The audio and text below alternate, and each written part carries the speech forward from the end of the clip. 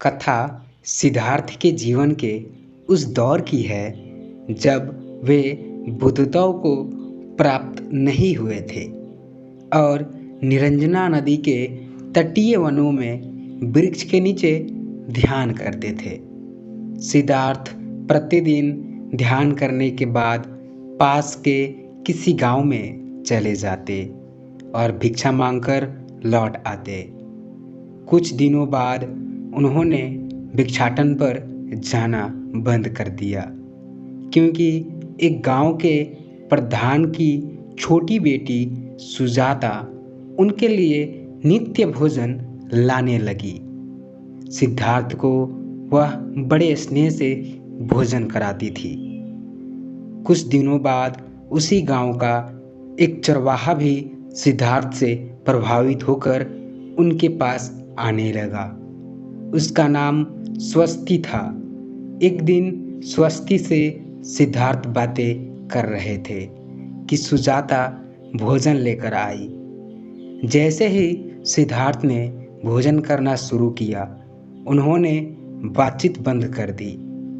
जितनी देर तक वे भोजन करते रहे, बिल्कुल चुप रहे और वहाँ सन्नाटा छाया रहा। स्वस्ति को हैरानी हुई।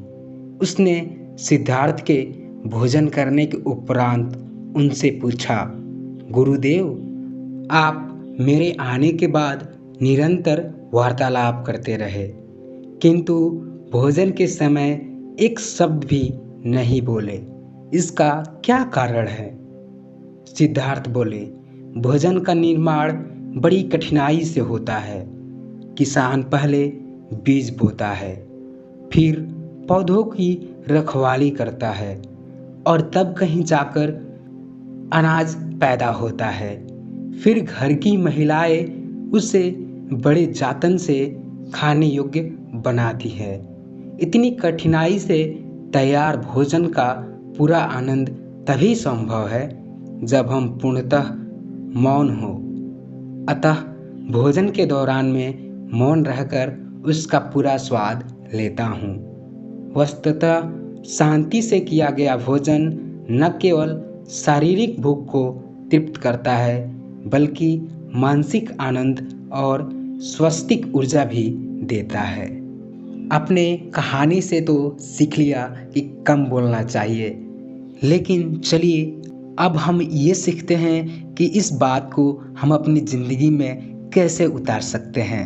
कई लोग कम बोलने और ज़्यादा सुनने की आदत डालना सीखना चाहते हैं। ज़्यादा और ध्यान से सुनने से आपको ज्ञान तो प्राप्त होता ही है, साथ ही आप औरों के बारे में भी जानते हैं और संक्षिप्त रूप में अपने मन की बात जाहिर करना भी सीख जाते हैं।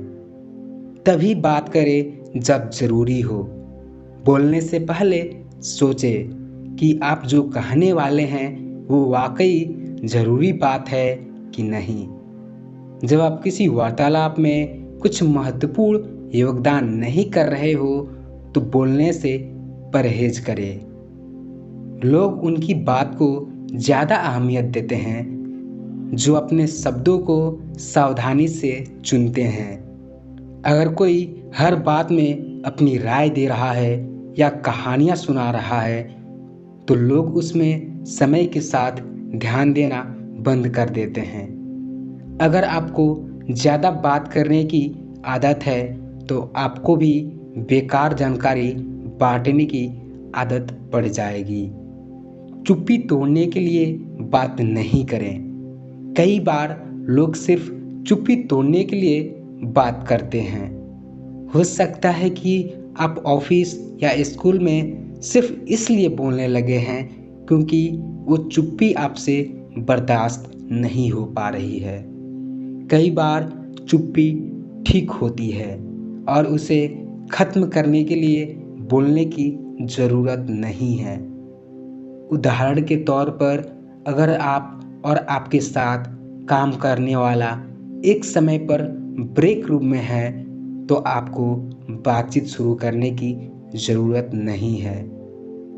अगर वो आपके साथ बातचीत करने में रुचि नहीं दिखा रहा है तो शायद वो आपस में जान पहचान नहीं बढ़ाना चाहता है। ऐसे स्थिति में एक विनम्र मुस्कान देकर चुप्पी को बरकरार रखें। अपने शब्दों के बारे में ध्यान से सोचें। अगर आप बहुत ज़्यादा बोलते हैं तो हो सकता है आप वो बोल दें जो सबसे पहले आपके दिमाग में आए। आप एक बार को भी यह नहीं सोच पाएंगे कि ये बात उचित है कि नहीं। कम बोलने की आदत डालने का मतलब है अपने शब्दों को तोल लें। कुछ भी कहने से पहले ये सोचें कि क्या आपके शब्द सही हैं। इससे आपको खुद ही कई बातों का ज्ञान हो जाएगा और आप यूं भी कम बोलना सीख जाएंगे। कई बार लोग ज़्यादा बोलने की वजह से ऐसी जानकारी भी दे देते हैं जिसे वह छिपाना चाहते हैं। जब भी आपके मन में कुछ कहने का विचार आए, खास तौर से अगर वो कुछ निजी है, तो एक बार रुक जाएं। याद रखें कि आप बाद में भी नई जानकारी दे सकते हैं, लेकिन अगर कोई बात सार्वजनिक हो गई तो उसे फिर छिपाया नहीं जा सकता। बोलने से पहले समय का एहसास कर लें। अगर आपको इस बात का अंदाजा है कि आप कितनी देर से बात कर रहे हैं, तो आप शायद कम बात करेंगे। मुख्यतः बोलने के 20 सेकंड के बाद आप सुनने वाले का ध्यान अपनी तरफ से हटा सकते हैं। इस पल के बाद दूसरे व्यक्ति की बात सुनना शुरू कर दें। ऐसे संकेतों पर ध्यान दें कि उनकी रुचि खत्म हो रही है। बॉडी लैंग्वेज पर नज़र रखें। हो सकता है कि सुनने वाले की रुचि कम हो रही हो और ऐसे में वह या तो फ़ोन की ओर देखने लगेगा या उसका ध्यान बंटने लगेगा। ऐसे में अगले 20 सेकंड के अंदर अपनी बात खत्म करें और दूसरे व्यक्ति को अपनी बात कहने का मौका दें। सामान्य तौर पर हम एक समय पर 40 सेकंड से ज़्यादा बात करने की कोशिश करते हैं। इससे ज़्यादा अगर हम बात करेंगे तो दूसरा व्यक्ति उत्तेजित हो सकता है और ये सोच सकता है कि आप उसकी बात काट रहे हैं। जब भी आप बेचैनी के चलते ज़्यादा बोलते हैं तो एक बार सोच लें। कई बार लोग सामाजिक बेचैनी के कारण ज़्यादा बात करते हैं। जब आप ज़्यादा बात करें तो उस पर ध्यान दें। क्या आप बेचैन हो रहे हैं? अगर ऐसा है तो और तरीके से उसका हल निकाल लें। जब आप देखें कि आप ज़्यादा बोल रहे हैं, रुक कर अपने मूड का जायजा लें। आपको कैसा लग रहा है? क्या आप बेचैन हो रहे हैं? अगर बेचैनी हो रही है तो तरीके आजमा सकते हैं, जैसे दिमाग में 10 तक गिनती करना। आप किसी सामाजिक मौके में भाग लेने से पहले अपना मोबाइल बढ़ाने की कोशिश कर सकते हैं। अपने को आश्वासन दे कि घबराना एक सामान्य बात है, पर आपको शांत होकर मस्ती करने की कोशिश करनी चाहिए। अगर सामाजिक बेचैनी आपके लिए एक बड़ी समस्या है तो थेरेपिस्ट से मिलकर इसका हल निकालें। दूसरों को प्रभावित करने के लिए नहीं बोलें। खास तौर से ऑफिस में हम और लोगों को प्रभावित करने के लिए ज़्यादा बोलते हैं। अगर आप देखें कि आप ज़्यादा बात कर रहे हैं तो सोचें कि क्या आप ज़्यादा बनने की कोशिश तो नहीं कर रहे हैं। अगर आप औरों को प्रभावित करने के लिए ज़्यादा बात करते हैं तो अपने को याद दिलाएं कि बाकी लोग इस बात से ज़्यादा प्रभावित होंगे कि आप क्या बोल रहे हैं, ना कि इससे कि आप कितना बोलते हैं।